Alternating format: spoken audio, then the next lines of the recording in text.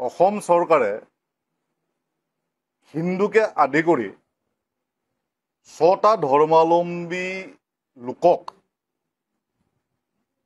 যিসকল লোক বাংলাদেশ, পাকিস্তান আৰু আফগানিস্তানৰ পৰা আহিব তেওঁলোকক অসমত ভাৰতবৰ্ষত নাগৰিকত্ব প্ৰদান কৰিব বিচাৰি এই কথাটো আমি ৰাইজৰ দলে এই কথাটো আমি জাতীয় যুৱ বাহিনীয়ে কোনো পধ্যে মানি নলওঁ আৰু ইয়াৰ বিৰুদ্ধে আমাৰ সংগ্ৰাম পুনৰ আৰম্ভ হ'ব। আচ্ছা, এতিয়া বিদেশী ন্যায়াধিকৰণত টোটেল হিন্দু বেংগলীৰ বিৰুদ্ধে বাংলাদেশী হিন্দুৰ বিৰুদ্ধে আমাৰ গোচৰ আছিল প্ৰায় 69,500 আৰু সেই গোচৰখিনি নাইকিয়া হৈ গ'ল। অট'মেটিকেলি তেওঁলোকে এতিয়া নাগৰিকত্ব পায়। যে কা বলবৎ হোৱাৰ পিছত কেন্দ্ৰ চৰকাৰে অধিসূচনা জাৰি কৰাৰ পাছত অসম চৰকাৰে হিন্দুকে আদি কৰি 6টা ধৰ্মাৱলম্বী লোকক যিসকল লোক বাংলাদেশ, পাকিস্তান আৰু আফগানিস্তানৰ পৰা আহিব তেওঁলোকক অসমত ভাৰতবৰ্ষত নাগৰিকত্ব প্ৰদান কৰিব বিচাৰি আৰু তাৰে অংশস্বৰূপে যোৱা 17 জুলাই তাৰিখে অসম চৰকাৰৰ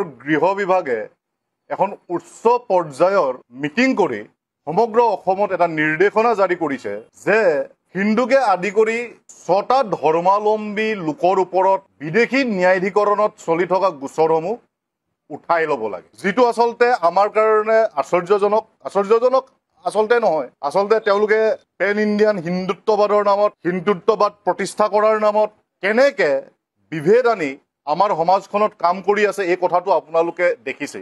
আমাৰ শিৱসাগৰৰ মানুহে বেছিকৈ আচলতে দেখিছে। কিন্তু কথাটো হ'ল যি সময়ত সুপ্ৰিম কোৰ্টত আমাৰ কেছ চলি আছে, আমাৰ বিভিন্ন সংগঠনে কেছ দি ৰাখিছে, আইনী যুঁজখন চলি আছে, যি সময়ত হিমন্ত বিশ্ব শৰ্মাই মিয়া মুছলমানসকলৰ ঘৰ ভাঙিছে, উচ্ছেদ কৰিছে, সেই সময়ত এখিনি বিদেশী মানুহক অসমত নাগৰিকত্ব দিবলৈও নিৰ্দেশনা প্ৰদান কৰে। এই কথাটো আমি ৰাইজৰ দলে এই কথাটো আমি জাতীয় যুৱ বাহিনীয়ে কোনো পধ্যে মানি নলওঁ আৰু ইয়াৰ বিৰুদ্ধে আমাৰ সংগ্ৰাম পুনৰ আৰম্ভ হ'ব। কা আন্দোলনত আমাৰ 5জন শ্বহীদ হৈছিল, কিমান মানুহে আমাৰ মাৰ খালে, কিমান মানুহ আমাৰ ঘূণীয়া হ'ল। গোটেই ৰাইজখন অসমৰ সৰ্বস্তৰৰ জনতা ৰাজপথলৈ ওলাই আহিলে আৰু তাৰ পিছতো বিজেপি চৰকাৰখনে এতিয়া হিন্দু বেংগলীক, হিন্দু বাংলাদেশীক অসমত নাগৰিকত্ব প্ৰদান কৰিব খুজিছে আৰু এই কথাটো আমি কোনো পধ্যে কেতিয়াও মানি নলওঁ।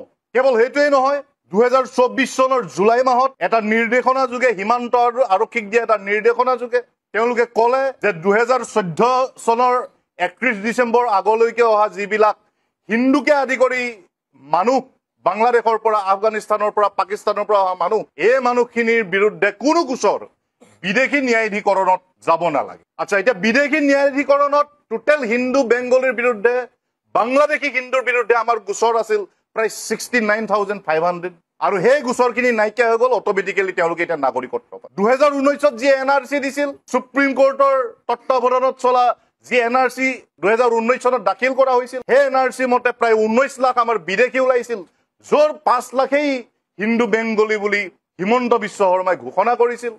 এতিয়া সেই 5 লাখ হিন্দু বেংগলীও, হিন্দু বাংলাদেশীও এতিয়া আমাৰ অসমৰ নাগৰিকত্ব পাব।